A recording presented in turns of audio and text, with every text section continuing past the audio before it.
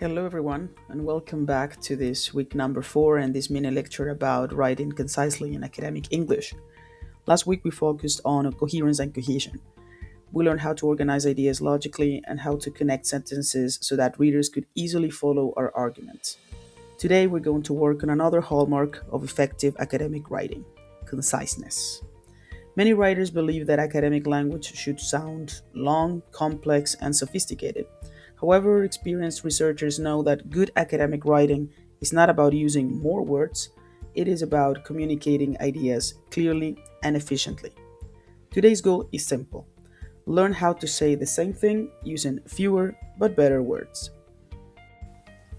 What is conciseness? Concise writing expresses ideas clearly using only the words that are necessary. Notice that I didn't say using fewer ideas. Conciseness is not about shortening your argument, it's about removing everything that does not contribute to your message. Think about your writing as if you were packing a suitcase for an important trip. Every unnecessary word adds extra weight. Professional writers travel light. So, why does conciseness matter? There are three main reasons. First, concise writing is easier to read. Second, reviewers and journal editors appreciate clear, direct writing. And finally, most academic journals impose strict word limits. Every unnecessary word occupies valuable space that could be used to develop an important idea. Professional editors often revise manuscripts by asking only three questions. So these are the three questions of professional editors. Question 1: can I delete it? Question 2: can I replace it with something shorter? Question 3: can I say it more directly? You'll notice that almost every editing decision belongs to one of these three questions. Now, let's explore some practical editing strategies. Okay, so let's go with strategy 1. Delete empty frames. Many writers introduce ideas using expressions that add no meaning. For example, it is important to know that social media influences communication. Pause for a second. What happens if we remove the introductory phrase?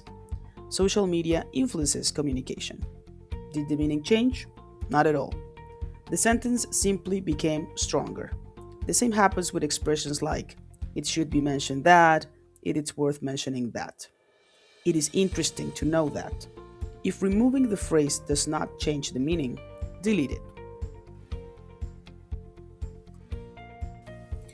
Let's continue with strategy 2. Replace wordy expressions. Sometimes we use 6 words when one is enough. Instead of saying due to the fact that, simply write because. Instead of in order to, write to. Instead of has the ability to, write can. Academic writing values precision, not length. Every word should justify its existence.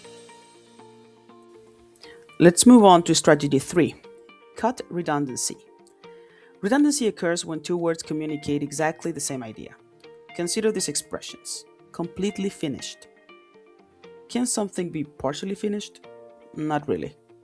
Simply write finished. What about final outcome? An outcome is already final. Or repeat again. The verb repeat already means do again. Good editing often means recognizing information that has already been communicated. Now with strategy 4, prefer strong verbs. This is one of the most powerful editing techniques, and some people don't even know it. Many academic writers hide actions inside nouns. This phenomenon is called nominalization. Instead of writing, the researchers conducted an analysis of the interviews, use the verb directly. The researchers analyzed the interviews. Instead of they made a decision, write they decided. Instead of they provided an explanation, write they explained. Strong verbs make writing shorter, clearer, and more dynamic. Final strategy number 5. Remove expletive constructions. English often begins sentences with structures such as there is, there are. These expressions delay the real subject of the sentence. For example, there are many studies that support this hypothesis.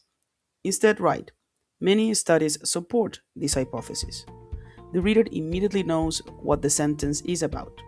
Good academic writing usually introduces the real subject as early as possible, as in our topic sentence, remember? Okay, so let's practice. I'd like you to edit these sentences mentally before I show the answers. Sentence 1. It is important to know that social media has the ability to influence people's opinion.